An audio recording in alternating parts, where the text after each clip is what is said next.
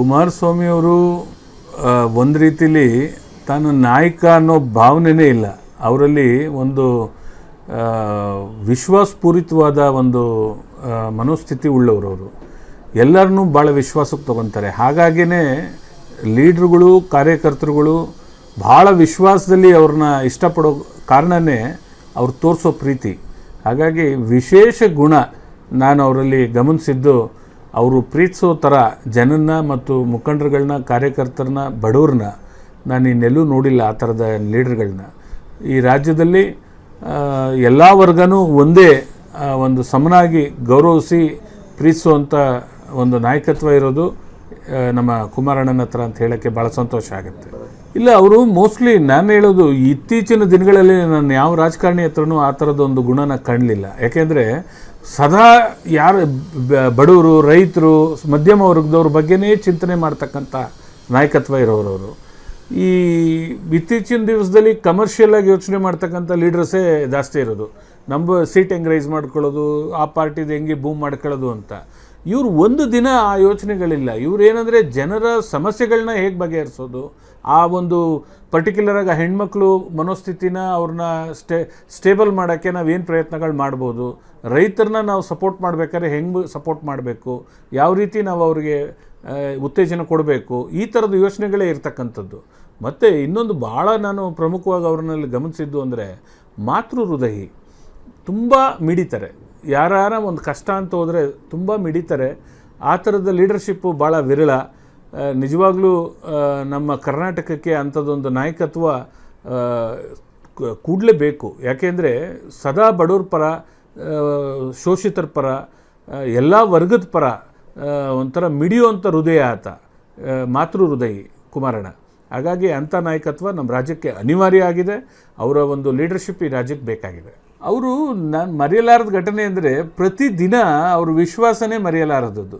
ಯಾಕೆಂದರೆ ಅವ್ರ ಪ್ರೀತಿ, ಅವರ ಒಂದು ಸರಳತೆ, ಪ್ರೀತಿ ಎಲ್ಲ ಸದಾ ನಮ್ಮನ್ನು ಬೈಂಡ್ ಮಾಡುತ್ತೆ. ಯಾಕೆಂದರೆ ಅಂಥ ವ್ಯಕ್ತಿತ್ವ ಅವರಲ್ಲಿ ಇದೆ.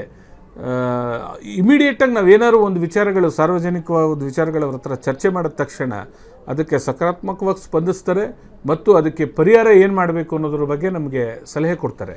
ಹಾಗಾಗಿ ಸದಾ ಅವರು 24/7 ಪೊಲಿಟಿಷಿಯನ್. ಆಮೇಲೆ ರಾಜಕಾರಣಿಗಳು ಅಂದರೆ ಇತ್ತೀಚಿನ ದಿವಸದಲ್ಲಿ ಬಿಂಬಿಸೋ ರೀತಿಯೇ ಬೇರೆ. ಬಟ್ ಇವ್ರು ಟೋಟಲಿ ಡಿಫ್ರೆಂಟ್. ಇವರು ಸದಾ ಬಡವ್ರ ಪರ ಮತ್ತು ಮಧ್ಯಮ ವರ್ಗದ ಪರ ಸದಾ ಅವ್ರ ಚಿಂತನೆಯಲ್ಲಿ ಇರ್ತಕ್ಕಂಥ ಒಂದು ನಾಯಕ.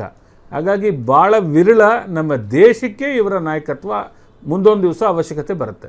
ಸರ್, ಯಾವ್ದಾದ್ರು ವಿಚಾರಗಳಿಗೆ ಥ್ಯಾಂಕ್ಸ್ ಹೇಳೋದಾದ್ರೆ ಸರ್, ಅವರು ಯೋಚನೆ ಮಾಡೋ ಶೈಲಿ ಇದೆಯಲ್ಲ, ಅದಕ್ಕೆ ಅವ್ರಿಗೆ ನಾನು ಥ್ಯಾಂಕ್ಸ್ ಹೇಳಲೇಬೇಕು. ಅವರು ಯೋಜನೆಗಳು ನೋಡಿ, ನಮ್ಮ ಈ ಕಳೆದ ಏನು ಅವ್ರು ಗೌರ್ಮೆಂಟ್ ಮಾಡಿದ್ರು, ಕುಮಾರಣ್ಣ CM ಆದ್ರಲ್ಲ, ಆ ಕಳೆದ ಸಾರಿ ಹಿಂದೆ ಅವ್ರು ನೋಡಿದಂಥದ್ದು ರೈತರ ಕುಟುಂಬಗಳಲ್ಲಿ ಆತ್ಮಹತ್ಯೆಗಳಾಯ್ತಲ್ಲ, ಅದನ್ನು ಮರೆಯೋಕ್ಕೆ ಸಾಧ್ಯನೇ ಇಲ್ಲ. ಅದೊಂದು ರೀತಿಲಿ ಸರಣಿ ಇದು ಶುರುವಾಗೋಯ್ತು ಆತ್ಮಹತ್ಯೆಗಳು. ಅದನ್ನೆಲ್ಲ ಗಮನಿಸಿ ನೀವು ಯಾರೂ ಧೃತಿಗೆಡೋದು ಬೇಡ ಅಂಥೇಳಿ ಮನೆಗೆ ಹೋಗಿ ಸಾಂತ್ವನ ಹೇಳಿ, ನಾನಿದ್ದೀನಿ, ನಾನು ನಿಮ್ಮನ್ನು ರಕ್ಷಿಸ್ತೀನಿ ಅಂಥೇಳಿ ಆ ರೈತಾಪಿ ವರ್ಗಕ್ಕೆ ಅನುಕೂಲ ಆಗಲಿ ಅಂತ ಸರ್ಕಾರ ಕೇವಲ ಇವ್ರಿಗೆ ಬಂದಿದ್ದು 32-34 ಸೀಟ ಇಟ್ಕೊಂಡು ಕಾಂಗ್ರೆಸ್ನವ್ರ ಮೇಲೆ ಒತ್ತಾಯ ಹಾಕಿ ರೈತರ ಸಾಲ ಮನ್ನಾ ಮಾಡಿದ್ರಲ್ಲ, ಅದ್ಭುತವಾದ ಕಾರ್ಯಕ್ರಮ ಅಲ್ವಾ?